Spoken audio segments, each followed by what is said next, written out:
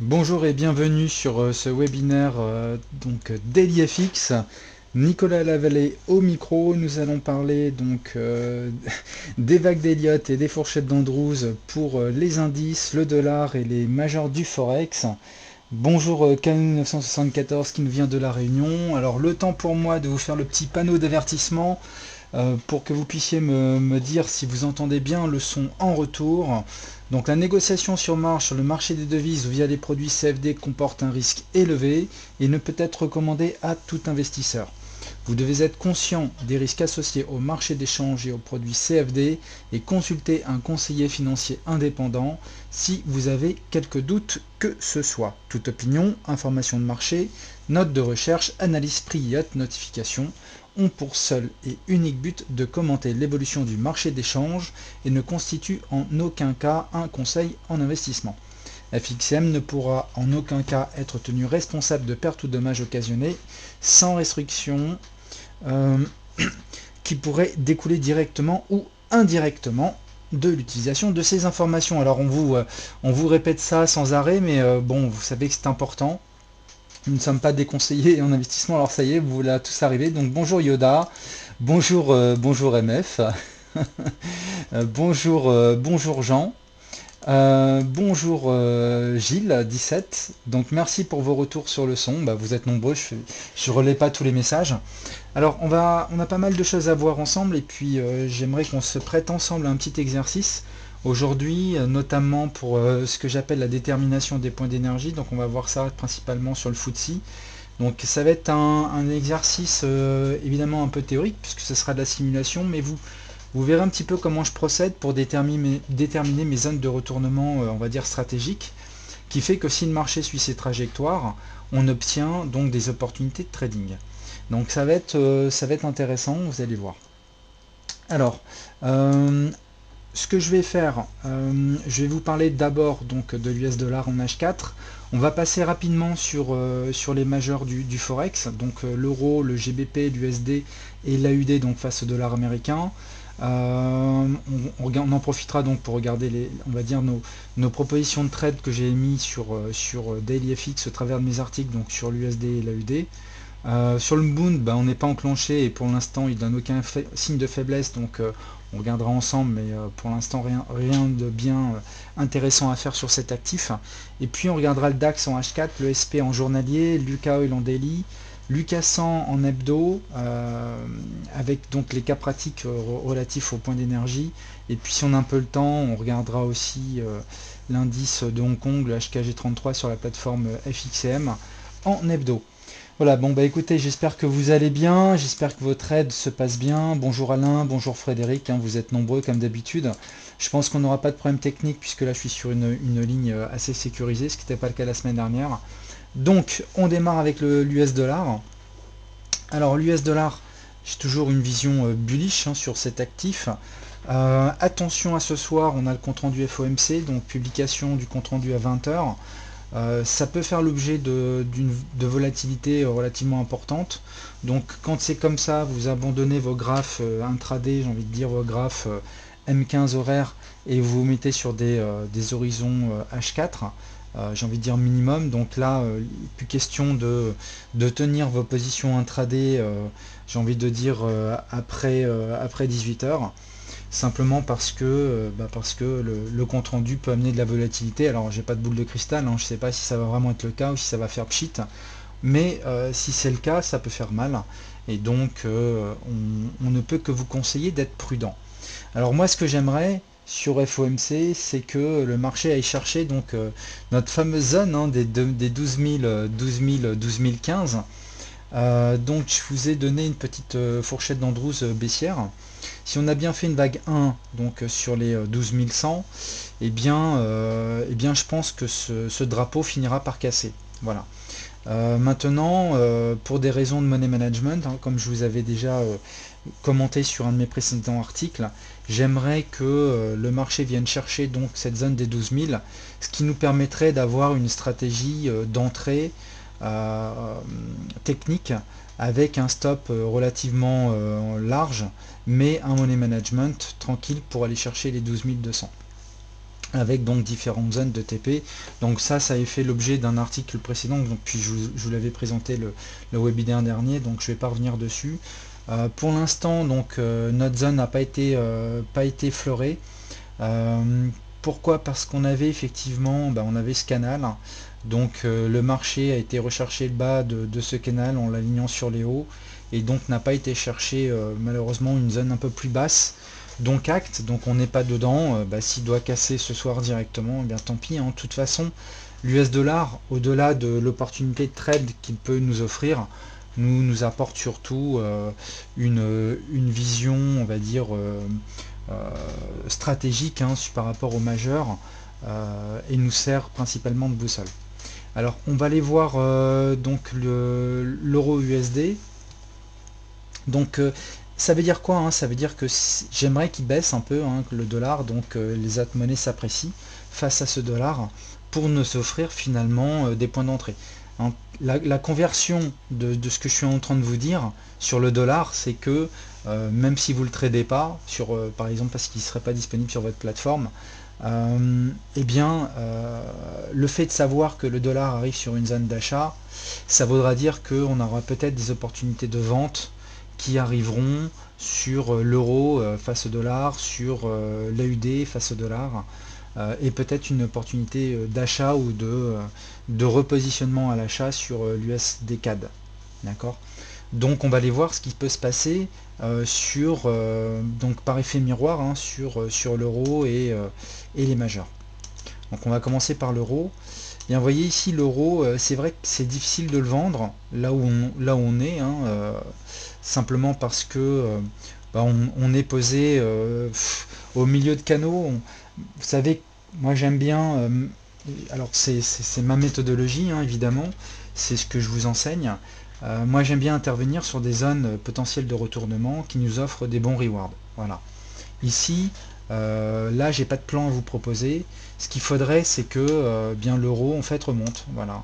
Vous voyez que cette distance qui est ici, donc si on a fait une vague A de retracement, que je vais vous mettre ici en foncé, si cette vague donc de retracement est suivie par une deuxième vague de retracement, ma foi, on commence à voir quelque chose d'intéressant. C'est-à-dire qu'ici on a une impulsion baissière, un retracement en 3 temps, ce qui est quelque chose, vous savez maintenant, de très fréquent, et on arriverait sur une zone de pullback qui irait bien. Donc si ça peut se faire, ma foi, sur les prochaines sessions, sous l'impulsion de ce qui peut sortir aujourd'hui sur le FOMC, donc ma foi, ça peut être intéressant. Donc on aurait à ce moment-là effectivement une zone d'intervention sur les 1,12 avec pourquoi pas un stop sur les derniers hauts. Bon ça c'est ce que je vous ai déjà dit sur les précédents webinaires. Pour l'instant ça réagit pas, c'est-à-dire que le marché n'a pas envie de nous donner cette opportunité. Moi je suis pas là pour vous dire que le marché va vous faire ça, hein. Là par contre ce que je suis en train de vous dire, c'est que si le marché fait ça, oui, ici on va chercher à vendre. D'accord? On cherchera à vendre parce que c'est cette oblique haussière, donc qui fera office de résistance. C'est parce que j'aurai donc ce canal de régression, hein, avec un retour sur le haut du canal. On est ici sous une zone de résistance chartiste, hein, de court terme. On peut voir ici qu'on avait une réaction. Donc exactement sur notre zone, hein, grosso modo les 1,12, 1,12, 1,12,20. Vous voyez ici on a également une réaction dessus, donc on peut de nouveau avoir une polarisation sous cette résistance avec tout ce qui traîne donc sur C1,12. Je pense que le marché devrait faire une réaction baissière et on se viserait un retour sur la ligne médiane, donc ce canal dans un premier temps, et puis le bas du triangle potentiel donc dans un deuxième temps. Donc on a vraiment du reward si le marché vient chercher cette zone, et pour le moment écoutez, c'est pas vraiment le cas. Donc après on verra bien, hein, on verra si le FOMC déclenche quelque chose ou s'il entraîne le marché encore de nouveau sur des plus bas. Pour l'instant, on est en mode wait and see sur l'euro USD. Alors on va aller voir sur le GBP. Alors sur le GBP, écoutez, là on est en daily, hein, on est en journalier. J'ai envie de vous présenter ce canal, même si on a eu des excès haussiers de part et d'autre. Vous voyez, on a eu un excès ici, un excès ici. C'est difficile de dire que ce canal peut faire réagir les cours parce qu'il y a quand même parce que justement ici on a méché un peu partout, il y a quand même une forte dose d'objectivité, de subjectivité, pardon, d'accord. Donc j'ai envie de vous dire, voilà, prudence. Maintenant, si le marché devait vraiment aller rechercher cette ligne médiane, oui, si ça peut être intéressant pour rechercher un short parce que on est vraiment sous résistance. Vous voyez ici on a un bas qui a été réalisé ici qui peut se polariser, donc un support, hein, un ancien support qui peut se polariser maintenant en résistance, et ça signifierait effectivement un retour sur cette ligne médiane, donc à prendre avec des pincettes parce que vous voyez que c'est une médiane mais qui ferait vraiment office de résistance, on va dire, ça donnerait une zone de résistance dynamique, mais pas quelque chose de très fort, d'accord. Par contre, on aurait cette résistance là. Alors après, il faudrait travailler plutôt ça au corps et se dire c'est à partir d'ici que je pourrais être intéressé pour shorter le GBP, parce que là, shorter le GBP ici, franchement, c'est difficile, d'accord. On a eu un gros mouvement d'impulsion baissier suite au Brexit. On aimerait quand même retracer une partie de ça pour reprendre, réinitier pardon, une position vendeuse. Donc on se mettrait sur des niveaux de retracement intéressants. Le niveau de retracement des 50% serait attractif parce qu'on sait qu'il amènerait potentiellement des vendeurs. Donc ce niveau des 50% coïnciderait avec notre zone. Je dis pourquoi pas effectivement commencer à rechercher des ventes ici.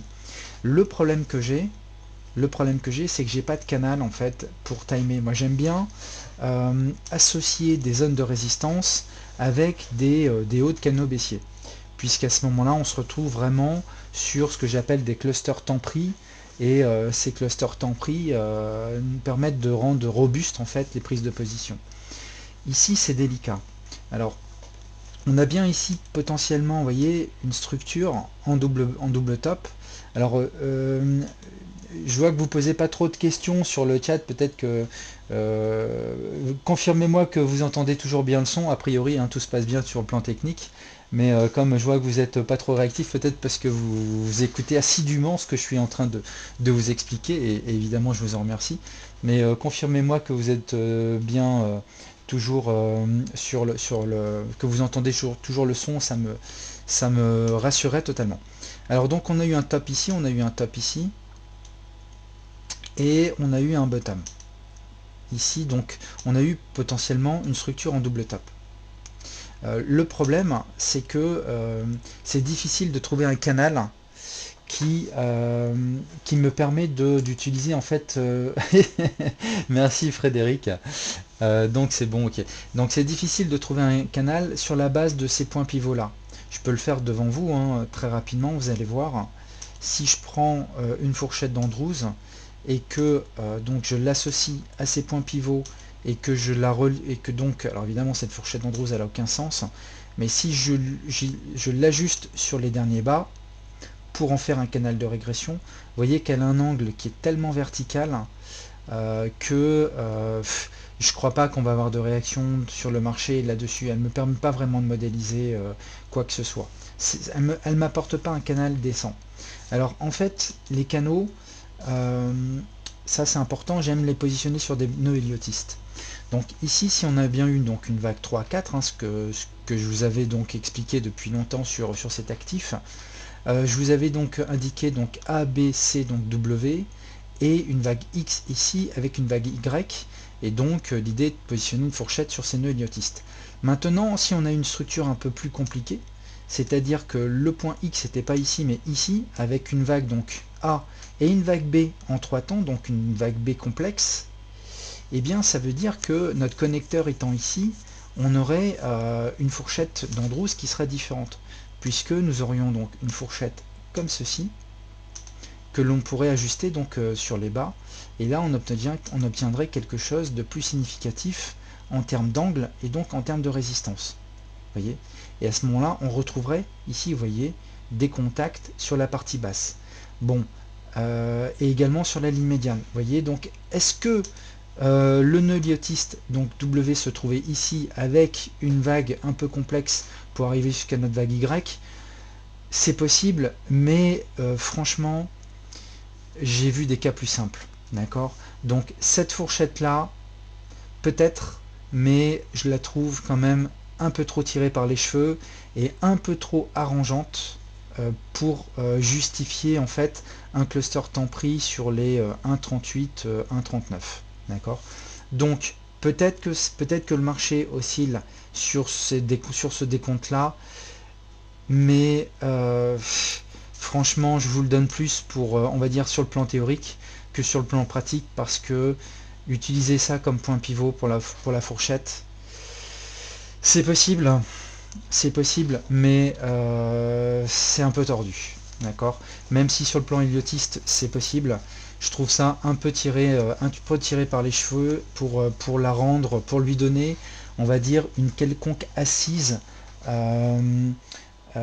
objective, d'accord. Donc merci les gars, donc pour vous êtes tous concentrés, merci Yash, je vous remercie pour vos retours.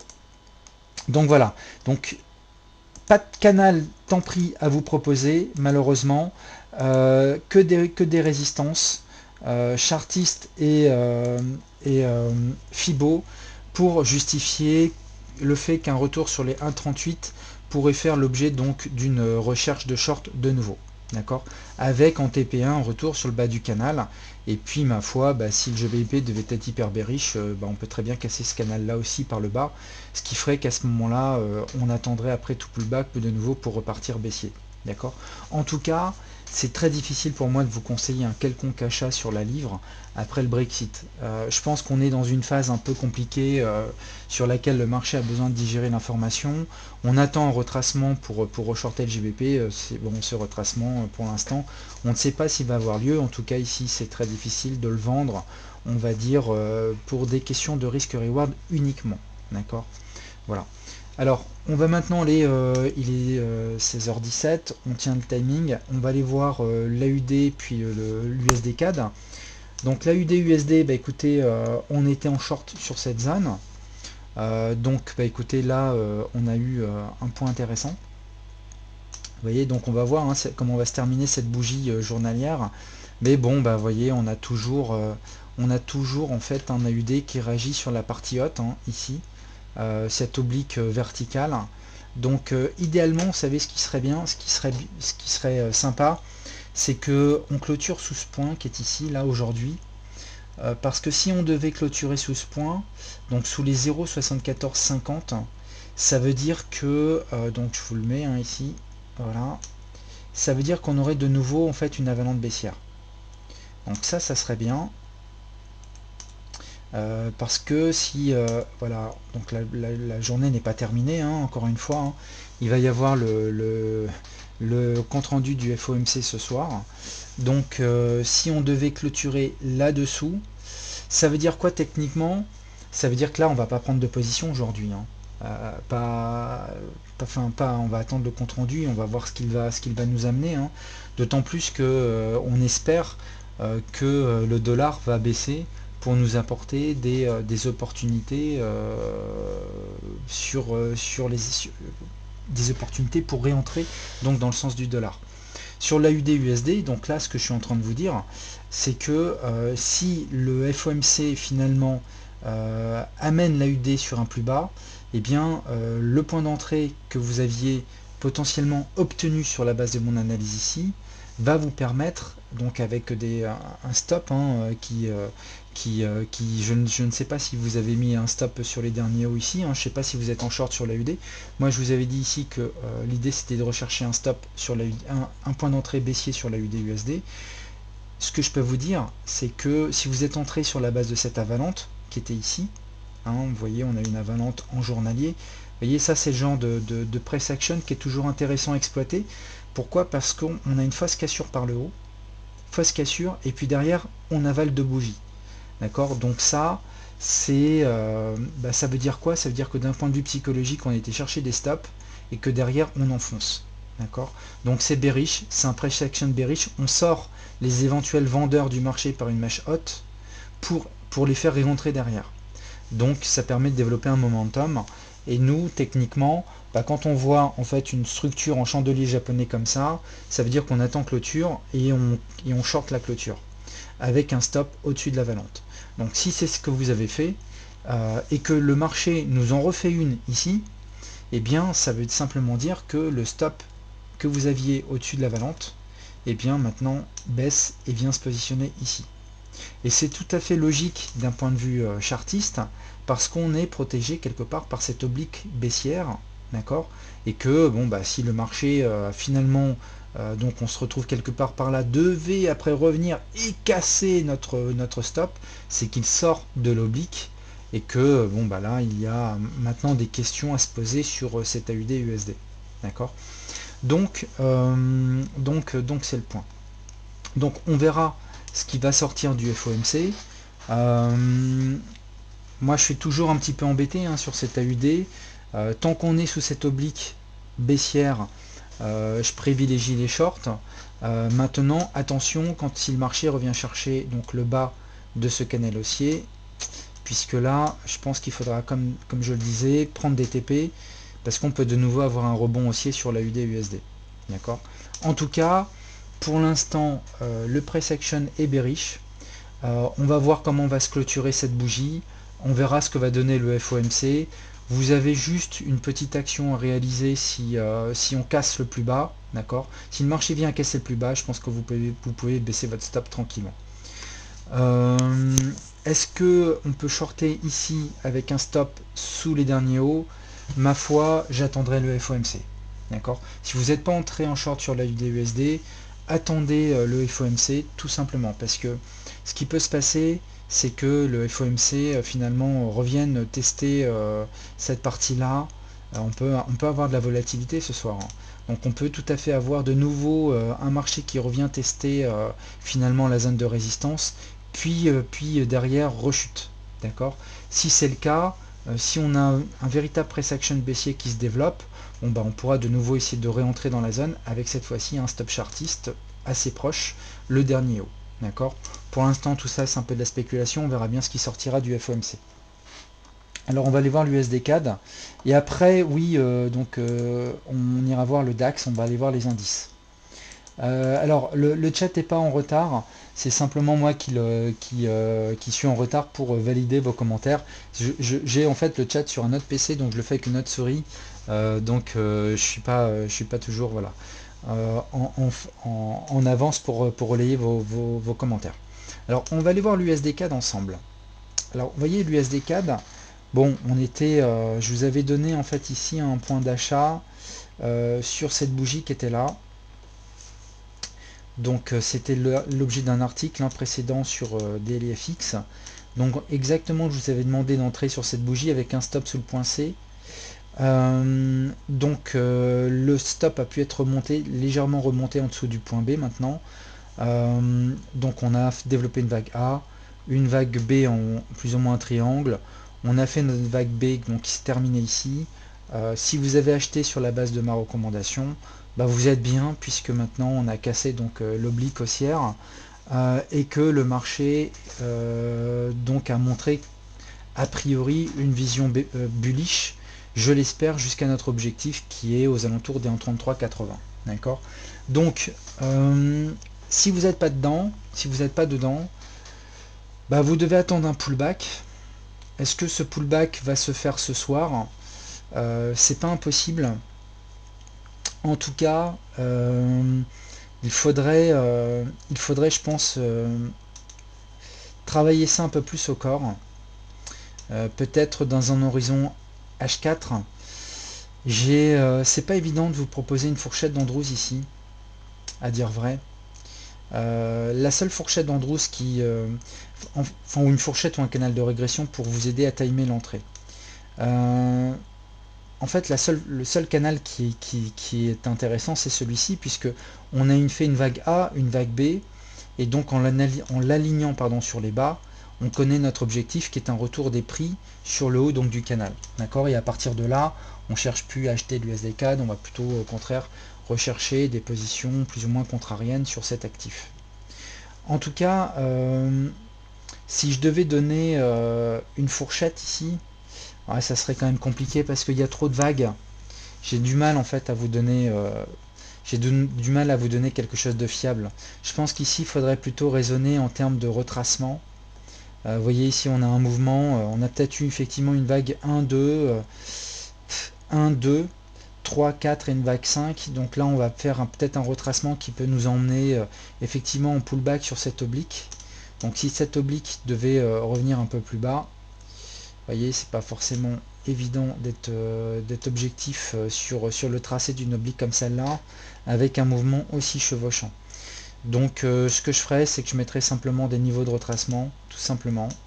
Et puis on attendrait d'avoir un retracement significatif sur l'USD4 pour rechercher un achat. Donc moi je chercherai un retracement 50%, donc j'aurai une première boîte prix, d'accord, qui nous dirait qu'ici on peut avoir une réaction bullish sur pullback, donc de la part des acheteurs. Difficile de trouver un support relatif chartiste, relatif en fait à cette boîte de prix, d'accord. Donc pas évident de vous dire que le marché va réagir. J'ai pas vraiment de support, alors on peut en avoir un, c'est pas évident, hein. On peut en avoir un éventuellement ici, vous voyez, sur cette mèche qui a lieu là. On peut avoir ici un support on va dire court terme, mais c'est quand même assez moche, hein. Bon, là on a eu des mèches d'entrée de jeu, on l'a cassé. C'est plus une zone en fait, c'est plus une zone qu'en fait un réel support. Donc si je devais englober toutes les mèches qu'il y a là, vous voyez, on a une zone un peu comme ça. Donc là je vous le fais un peu la louche, hein, c'est pas très et vous voyez ici on a une zone de prix, là également on a des mèches, c'est pas très simple. Là également vous voyez on a des mèches ici, donc bon, quelque part dans cette zone, voilà, ici on peut avoir une réaction des prix de nouveau acheteuse si le marché donc vient chercher cette zone pour éventuellement derrière repartir bullish et aller chercher donc notre objectif vers les 1,33, d'accord. Ce qu'on ferait dans ce cas là, puisque notre stop chartiste ce serait le dernier bas qui est ici, donc on essaierait de raisonner pure money management. C'est ce que vous devez faire quand vous avez des zones d'intervention technique qui ne sont pas extrêmement claires, d'accord, qui ne vous permettent pas d'établir des points d'entrée avec des stops serrés. Donc si on devait rentrer dans cette zone de nouveau donc sur pullback avec un objectif vers les 1,3380, d'accord, notre objectif on ne va pas le changer, hein, notre objectif ici donc qui est une expansion 100% de la vague AB, donc les 1,3380, eh bien il faut essayer de trouver du reward. Donc on aurait avec un stop donc sur les 1,2866 pour chercher du 1 pour 2, c'est simple, on a 509 points, donc ça veut dire que si on entre, donc ici on aurait 158 de stop avec 372 à la gagne. Donc ça veut dire que rechercher par exemple un point d'entrée sur les 1,30, c'est-à-dire un retracement 61,8, vous avez 150 points de stop pour donc à peu près 360, donc vous auriez un risque reward supérieur à 1 pour 2. Et c'est pas autrement que vous devez raisonner si votre zone d'intervention technique est pas claire. À ce moment-là, vous regardez, est-ce que ça vous donne du 1 pour 2 minimum par rapport à votre stop? C'est le cas, donc là, ça sera un point d'entrée purement money management. D'accord? Donc sur un retracement intéressant, avec une zone de prix qui a fait l'objet de, on va dire, de négociations compliquées dans le passé, ça peut faire réagir de nouveau les acheteurs avec un stop chartiste pour aller rechercher notre zone. Voyez, c'est éventuellement ce qu'on pourrait amener à faire si vous étiez pas dans le trade sur un achat sur les 1,2880 tel que j'avais pu vous le recommander sur un article précédent. Voilà, donc sur l'USD CAD, c'est ce que je ferai éventuellement sur FOMC si le marché vient rechercher sur les prochaines séances cette zone de prix qui est ici. Pourquoi pas donc retenter un achat avec un stop sur les derniers bas et la zone de prix que je vous ai donné tout à l'heure. Sur la UD-USD, par contre, je sais pas ce que ça donnerait, hein, parce que sur la UD-USD, on a quand même cette oblique qui est ici. Ce que j'aimerais voir à la rigueur sur l'USD CAD, j'aimerais pas forcément le voir sur la UD-USD. Parce que si on devait se retrouver au-dessus de cette oblique, ça me rassurait quand même pas trop pour reprendre un trade shorter sur cet actif. Si l'AUD USD devait repartir ici, franchement, vous savez ce que je préférais à la rigueur, c'est que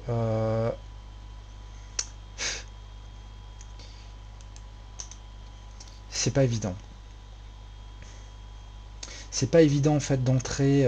Je pense que j'attendrai de nouveau une clôture en fait sous cette oblique avec un stop sur les derniers hauts. En fait, si le marché vient à casser cette oblique par le haut, ça veut dire qu'on est potentiellement en train de tester un haut de canal baissier. Le timing est bon, mais je préférais une clôture quand même à l'intérieur de ce canal pour réentrer avec un stop sur les derniers hauts. Ça serait plutôt mon plan de vol sur la UD/USD. Voilà, bon bah écoutez, bon c'est ce que je voulais vous montrer sur le Forex. Je préfère qu'on bascule maintenant, on a une demi-heure ensemble, on va basculer sur les indices, parce que j'ai quand même pas mal de choses à vous donner sur les indices. On verra bien ce que le FOMC va vous donner, puis si je vois des choses intéressantes, sur les prochaines journées, je vous ferai des articles. D'accord? Je pense que c'est le mieux que je puisse vous dire. Vous connaissez un petit peu, bon, je vous ai donné quelques zones d'intervention sur l'euro, sur le GBP, sur l'USD CAD, sur l'AUD c'est moins clair. Bon, on verra ce que va nous donner le FOMC les prochaines sessions et je reviendrai sur ces actifs. Alors, je vais vous parler donc maintenant des indices. Alors, on va regarder le DAX. Donc pour les indices européens. Alors le DAX. Bon bah le DAX, il est, vous voyez, en journalier, il est attiré par la ligne médiane de cette fourchette d'Andrews qui est ici. D'accord. Bon, on a une fourchette d'Andrews qui est là, hein, donc le DAX est attiré par cette fourchette d'Andrews inexorablement.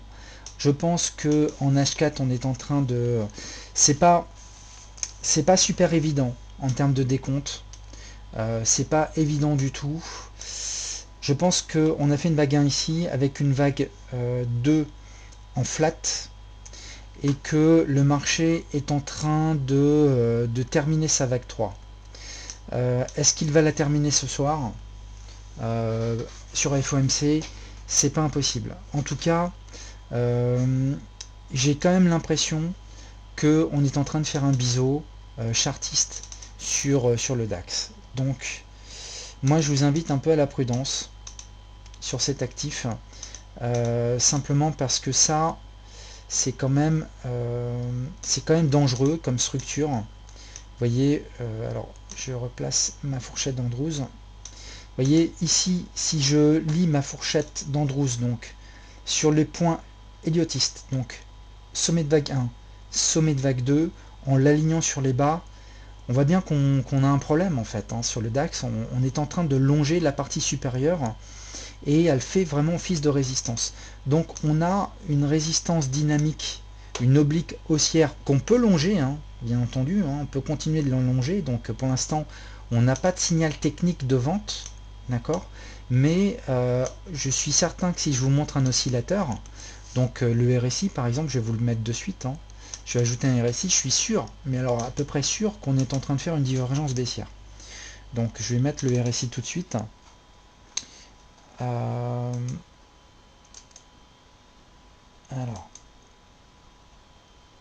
sur l'AUD, si j'ai un peu de temps, donc MF, je vais y revenir. Alors, un biseau chartiste, donc question... tac, tac, tac, tac. Donc sur le biseau chartiste, c'est quoi un biseau chartiste?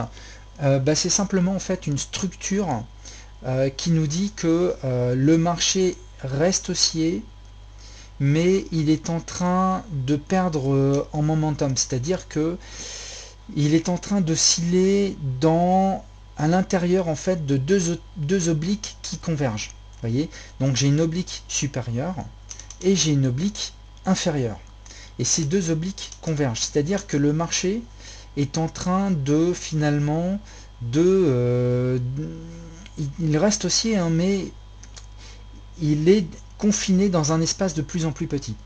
Et ça veut dire que la tendance a du mal à en fait a du mal à retrouver de l'énergie. Donc on est en train de peut-être de perdre en momentum. Alors on peut le voir hein, d'ailleurs sur le RSI, même si je n'ai pas de divergence. Alors vous voyez comme quoi le RSI ne me montre pas de divergence, et ça je vais vous l'expliquer. Mais vous voyez qu'ici au niveau des prix, on fait des plus hauts, et sur le RSI on est, on pourrait dire plus ou moins à plat. D'accord? Mais je n'ai pas de divergence, c'est-à-dire que je n'ai pas...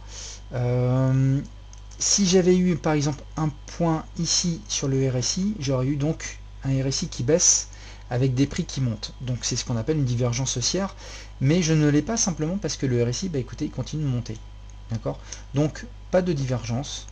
Un oscillateur qui, même s'il n'est pas super, montre quand même qu'on a un marché qui commence à rentrer en zone de surachat, mais qui ne nous montre pas de divergence baissière. Donc pas de signaux pour l'instant clairs de vente sur le DAX. En tout cas, on est quand même en haut de canal haussier, et que je pense que le marché, s'il va rechercher donc les 10 500, cassant ce haut qui est ici, il va se retrouver sous une zone de résistance, et moi je vous dirais donc attention sur cette zone de prix qui est ici. Donc pour le moment, on reste bullish sur les indices, mais j'invite à la prudence. Voilà, c'est le message que je tiens à vous donner, c'est que je pense qu'on peut avoir un retracement quand je regarde mon décompte. C'est-à-dire que j'ai une vague 1-2, une vague 3-4, on est en train de faire une vague 5 haussière. C'est la dernière phase d'un mouvement, donc d'une vague 3. Moi j'ai envie de dire que pour me repositionner bullish sur le DAX, il faut attendre un retracement. Voilà. C'est plus le moment d'acheter le DAX. Voilà. Pour essayer d'être simple pour vous, le pétrole chute et USD4 donc en rebond, tout à fait Gilles 17. Bah, vous connaissez hein, mon approche hein, sur l'UKOIL. Vous savez que j'émettais un risque baissier, donc tant que ce risque baissier est existant sur le pétrole, eh bien on a une USD4 qui va monter, mais si l'USD4 devait aller rechercher les 37, eh bien je repasserai bullish sur le pétrole, et donc shorter sur l'USD4. Je reviens sur le DAX. Je pense qu'on reste encore haussier sur l'indice, jusqu'à preuve du contraire, mais on arrive sur des zones de résistance, d'accord, avec un décompte qui nous montre qu'on peut potentiellement arriver en fin de vague 3.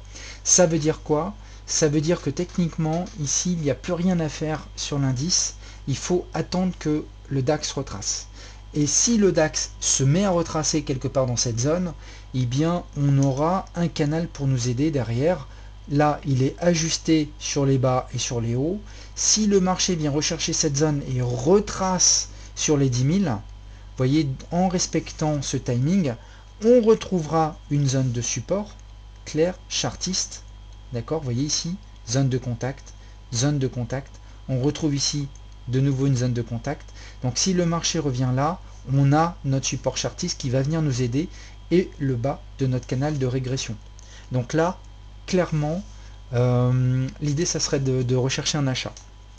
Donc ce que vous pourriez faire sur cette zone, ça pourrait être par exemple de rechercher la ligne médiane en TP1, puisque là ça veut dire qu'on attaquerait la vague 5 haussière, hein, donc qui est censé nous amener sur des nouveaux hauts. Donc ça serait un TP1.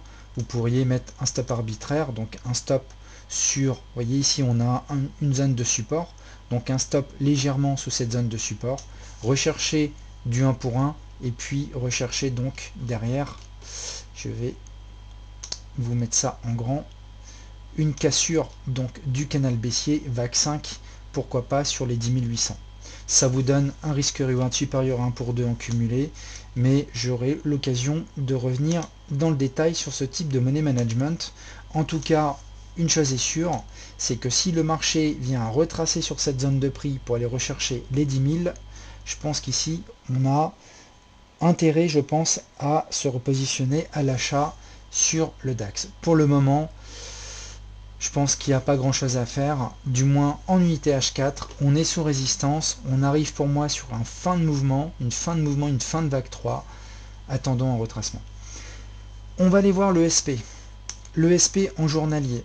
Le SP en journalier, il bloque lui, sur la ligne médiane de cette fourchette d'Andrews qui est ici, hein, c'est une fourchette parfaite. Vous voyez, on a été rechercher la ligne médiane et on bloque, vous voyez, sur ce canal de moyen terme prend appui très loin dans le passé.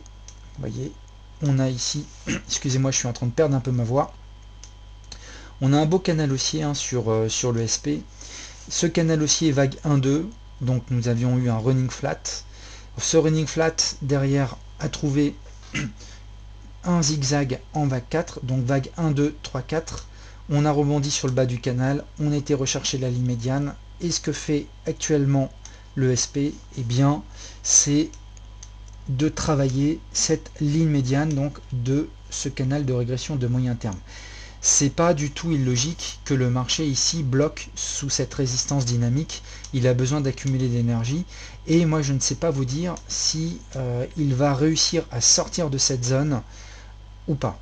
D'accord. Ce que je peux vous dire, c'est qu'on va aller en H4 et que on est en train de former un range et que ce range, ma foi, bien malin sera celui qui pourra nous dire dans quel sens le marché va trouver donc une expulsion. Je pense que en termes de décompte, nous avons fait une vague 1-2 ici, donc c'est pas le même décompte que le DAX. On a fait une vague 1-2, on a trouvé une vague 3 ici, qu'on est en train de latéraliser, et que si je devais mettre un canal de régression, donc c'est un canal évidemment subjectif, je vais vous le mettre en pointillé, je serais très curieux de savoir ce qu'il va se passer si le marché revient chercher le bas de ce canal qui est ici. D'accord? On a un range, le marché bloque sur le haut de ce range, on sait pourquoi, on est sur une zone de résistance dynamique, donc c'est une vraie résistance, le marché a besoin d'accumuler de l'énergie sous cette résistance. Est-ce qu'il va trouver un appui suffisant s'il vient rechercher par exemple les 2154? Ma foi, je dis que c'est possible, mais je pense que c'est prématuré de le dire, parce que je ne sais pas quelle fiabilité donner en fait à cette fourchette. On a bien des points héliotistes, on a des nœuds, hein, mais on a des contacts sur la ligne médiane, mais pour le coup, j'aurais quand même du mal à vous dire que là, on a un point d'achat.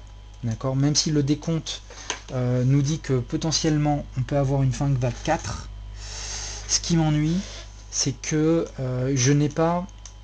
Vous voyez, si on avait bien un décompte en 1, 2, 3, là, j'ai pas de fourchette de vague 1-2 pour modéliser la vague 4. Vous voyez ici, si j'avais dû ajuster cette fourchette, donc 1-2 sur le haut de la vague 3, on est ici. D'accord? Et là, pas de réaction. Au contraire, vous voyez, elle fait maintenant, j'ai l'impression, résistance. Et du coup, est-ce que derrière, on peut retrouver un bas de vague 4 comme ça? J'ai plus de canal en fait, voyez. Or, moi j'aime bien chercher un bas de vague 4 par l'intermédiaire du canal issu des vagues 1 et 2. C'est l'objet de la présentation que je vais faire donc vendredi. C'est justement comment utiliser les canaux issus des nœuds héliotistes, donc des vagues 1, 2, 3, 4, pour rechercher donc des débuts de vague 5 ou des débuts de vague 3.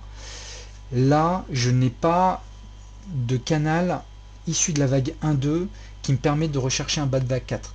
Donc du coup, j'ai bien ce canal là derrière en soutien, mais c'est beaucoup moins rigoureux. Donc du coup, je vais regarder comment le SP va se comporter sur cette zone.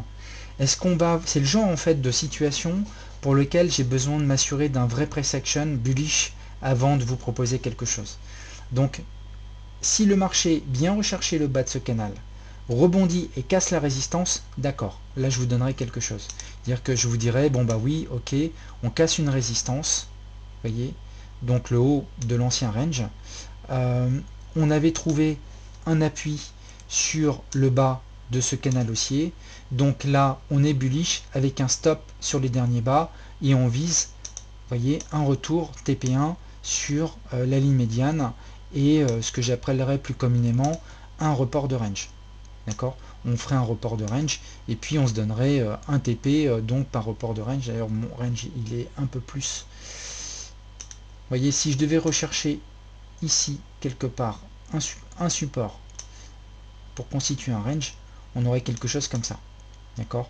Maintenant peut-être que notre range objectivement il est peut-être plus comme ça. Vous voyez, c'est pas évident de trouver le bas de ce range en fait.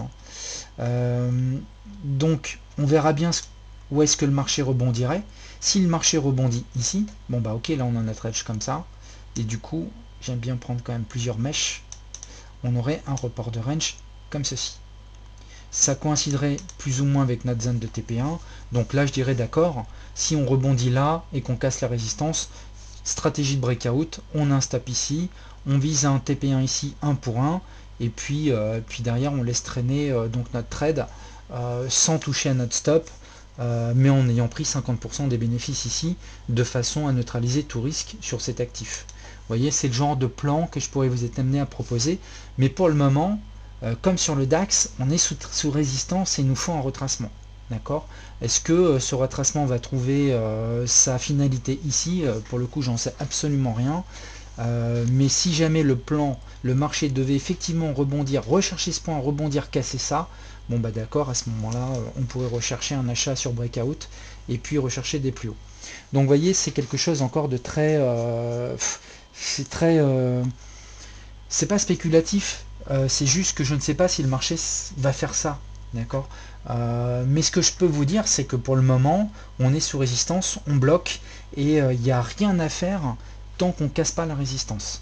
L'idée, c'est en l'état, si j'avais pas ce plan-là à vous donner, j'attendrai simplement qu'on casse la résistance, qu'on vienne chercher un pullback, et puis là, je vous proposerai un achat sur pullback. Là, il n'y a rien à faire. Oui, je fais un webinaire ce vendredi, je passe de 4h à 5h.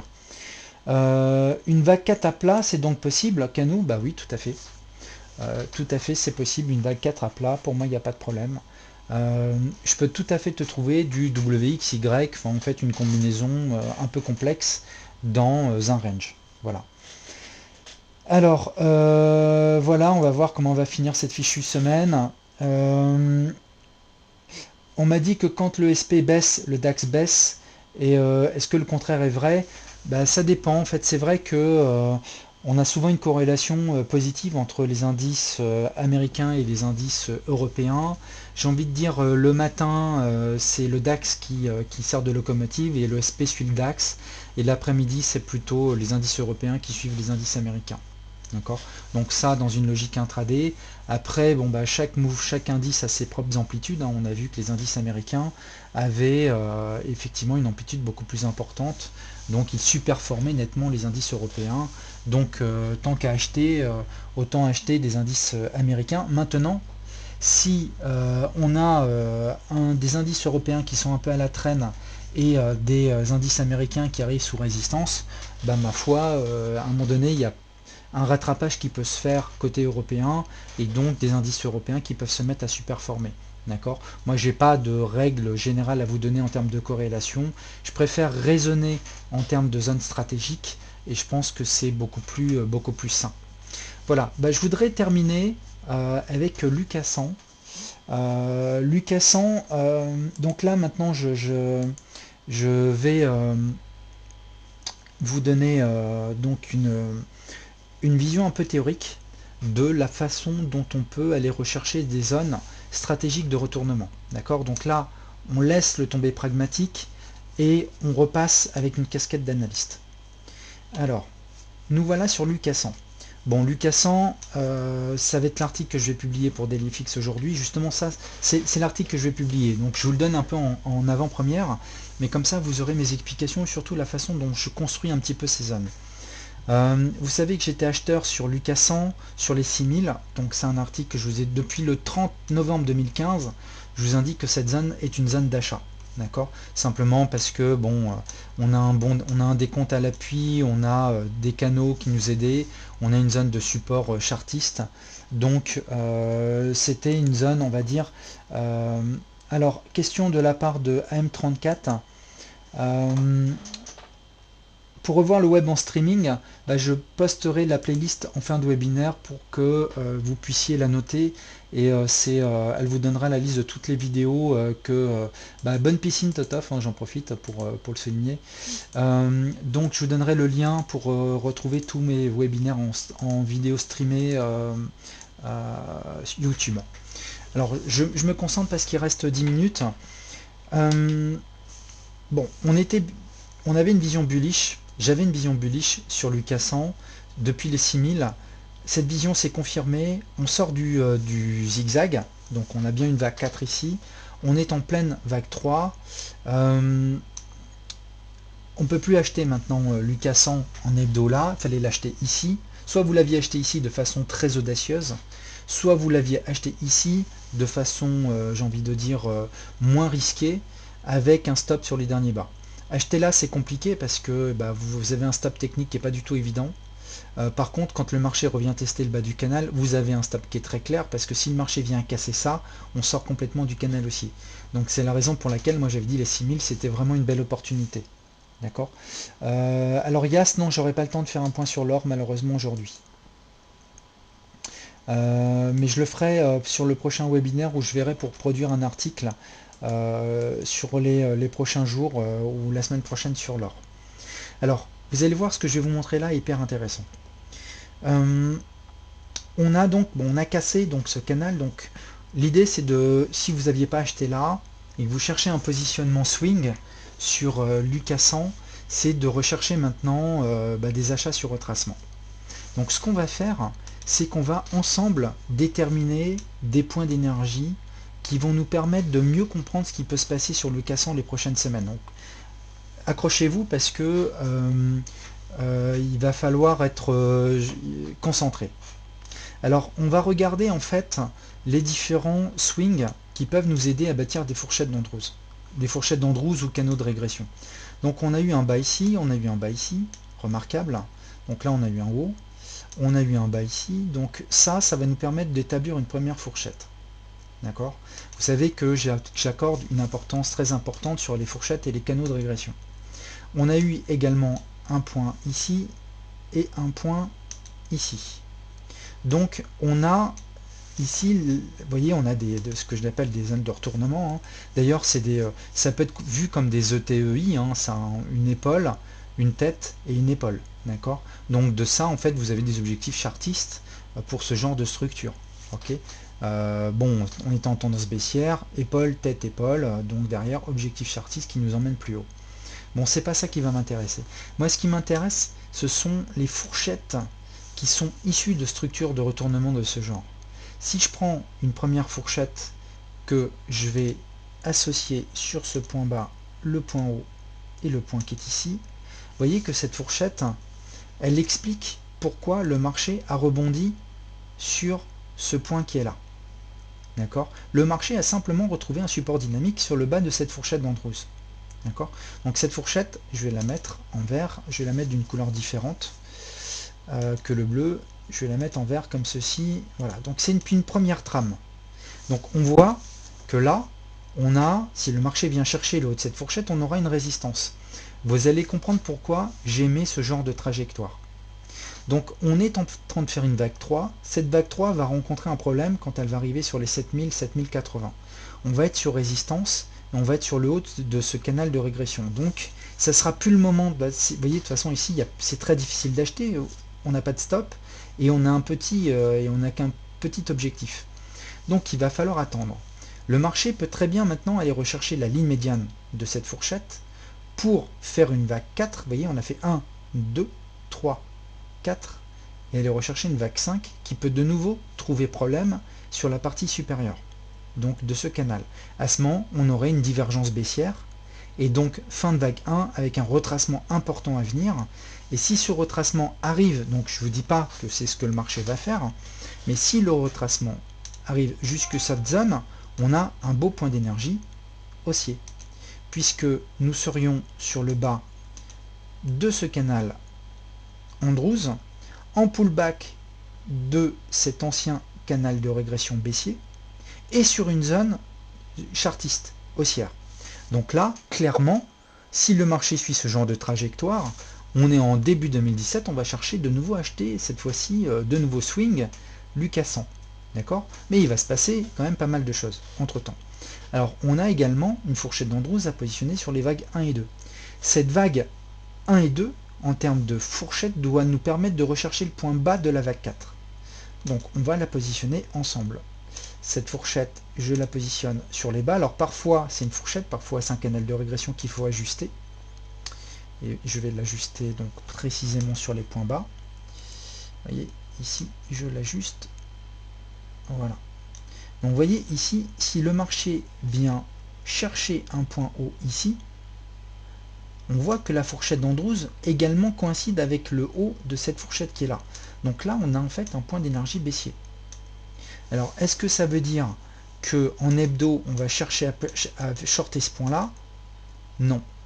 Ce que je veux dire, c'est que stratégiquement, la vue hebdomadaire nous dit que là, on peut avoir un retournement baissier. Alors, Rafchen, est-ce qu'il faut chercher, est-ce qu'il vaut mieux utiliser les fourchettes d'Andrews ou les canaux de régression? Pour moi, c'est la même chose. En fait, par défaut, on utilise une fourchette d'Andrews. Mais si le marché nous dit que, vous voyez là, si le marché nous dit que finalement, il ne va pas là, mais c'est ici qu'il se retourne, et puis là, il nous montre une vraie impulsion baissière, bah à ce moment-là, la fourchette d'Andrews, je vais l'ajuster.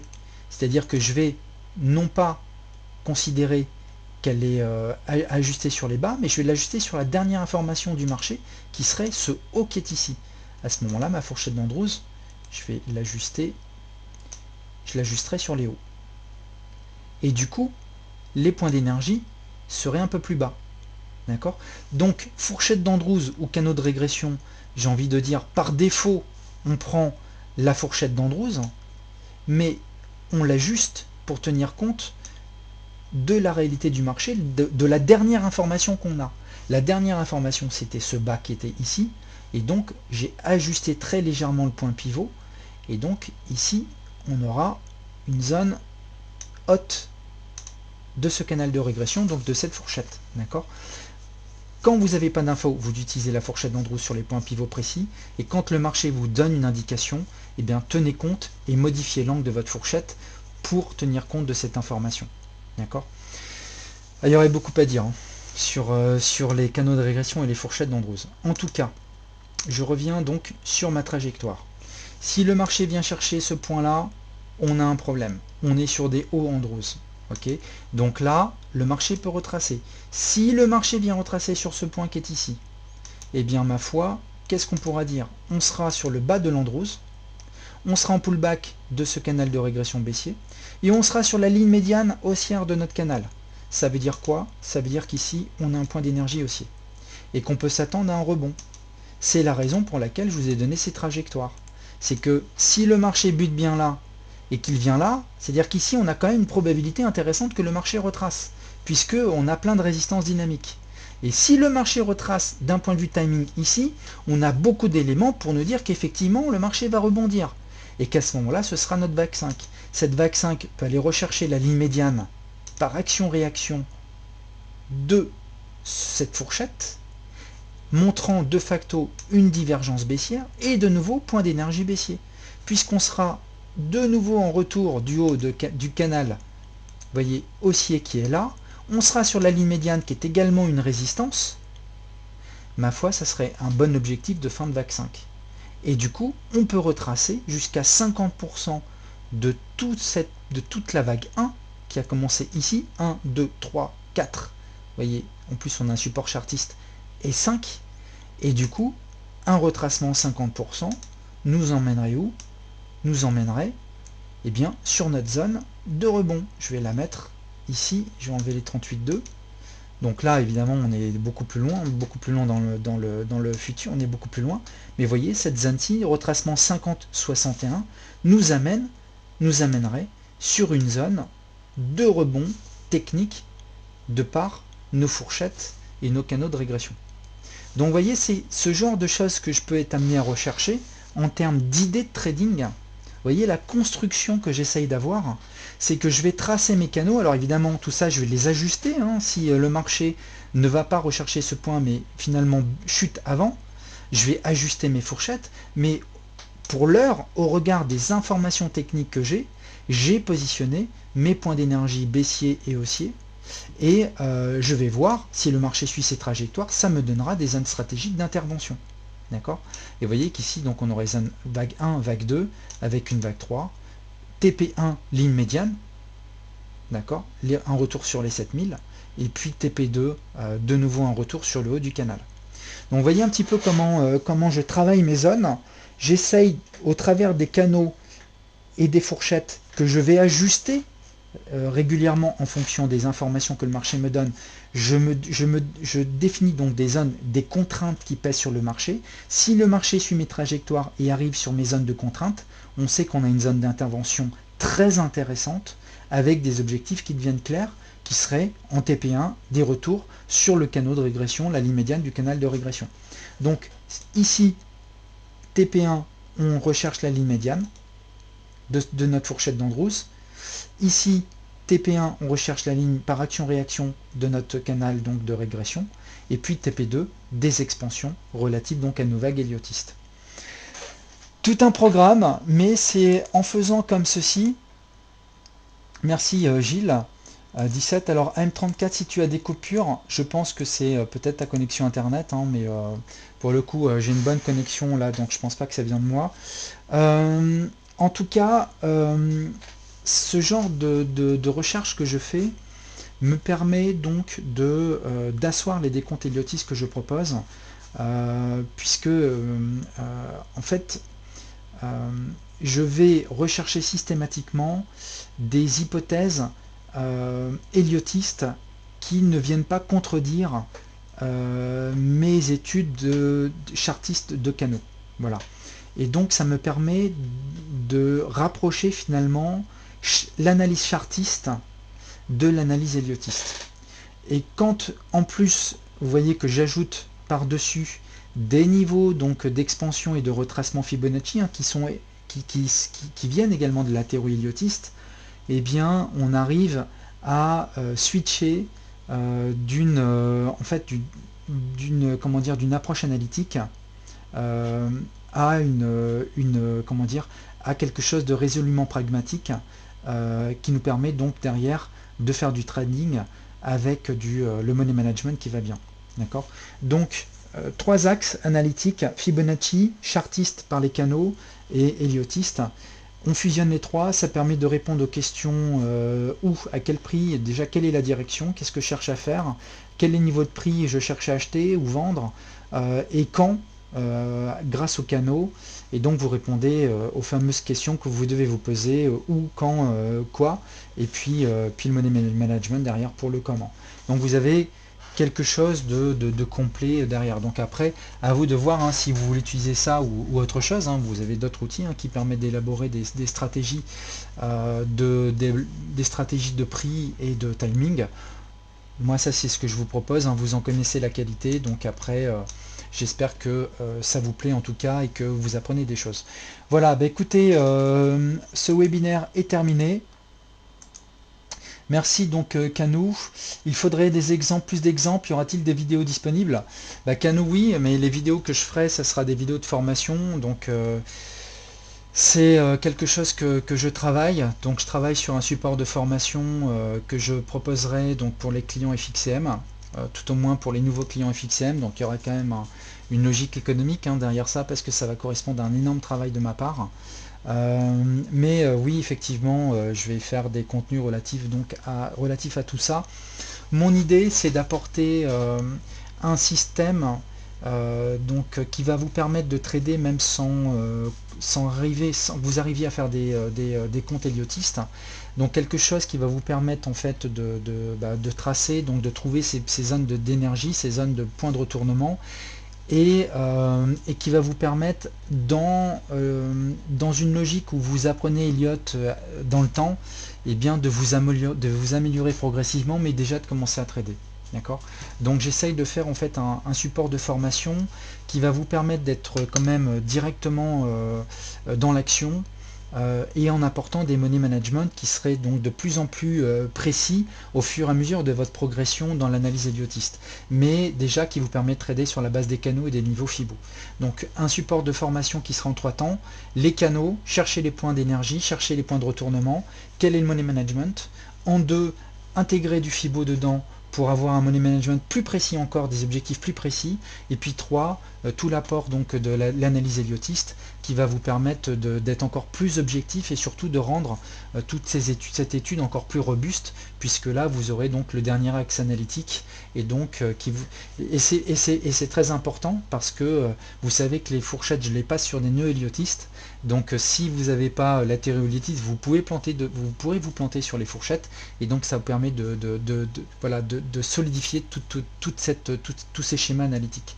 Donc une formation en 3 temps, les canaux, trader les canaux, les points d'énergie et le principe d'action-réaction, l'apport donc des expansions et des niveaux de retracement Fibonacci, donc les clusters, donc deuxième partie de la formation et troisième partie de la formation Elliott, et donc je peux vous dire qu'il y aura beaucoup de slides, beaucoup d'heures de vidéos, et que pour moi c'est un énorme travail qui va prendre plusieurs mois.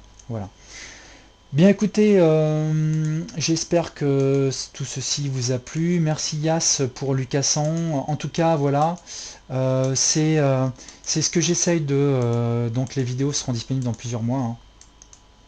Mais voilà, c'est ce que j'essaye de vous apprendre. En tout cas, vous ne serez pas obligé de souscrire à ces packages de vidéos, hein. Je vous donne beaucoup d'informations au travers de tous les articles que je publie sur DailyFX. Mais l'avantage de cette formation, c'est qu'elle va être très rigoureuse et très progressive dans la façon dont je vais vous apprendre les éléments. D'accord. Dans les articles, je vous donne tout en même temps, donc ça peut être très compliqué. C'est vrai que un débutant qui arrive sur un graphe comme ça, le pauvre, quoi. C'est pas que je le plains, mais c'est sûr que c'est très compliqué de voir qu'est-ce qui se passe avec tous ces trendlines qui se croisent et s'entremêlent. Mais vous voyez que derrière il y a quelque chose de très construit, et que quand vous avez un œil aiguisé et que vous comprenez la logique sous-jacente, vous comprenez l'intérêt que ça vous amène en termes de trading, et vous savez ce que ça peut vous apporter derrière en termes de prise de décision. Donc voilà, une formation tout à fait inédite, hein, parce que ce que j'amènerai n'existe simplement pas. Vous pouvez trouver des formations sur Elliott, vous pouvez trouver des formations sur le chartisme, mais une théorie unifiée sur l'héliotisme, les canaux de régression et Fibonacci, ça n'existe pas. Et donc écoutez, si je peux apporter ma petite pierre à l'édifice, j'en serais très heureux. En tout cas, je serai content si elle vous sert et qu'elle vous permettra à vous de vous apporter quelque chose dans votre trading, et de rendre robuste donc votre trading au jour le jour, et pour votre swing trading. Voilà, merci à vous, je vous souhaite une bonne fin de semaine. Et puis je vous dis donc à vendredi, hein, sur le prochain webinaire, donc journée conférence FXCM, et dès demain pour un prochain article, donc DailyFX. Merci à vous, et je vous dis à très bientôt. Merci.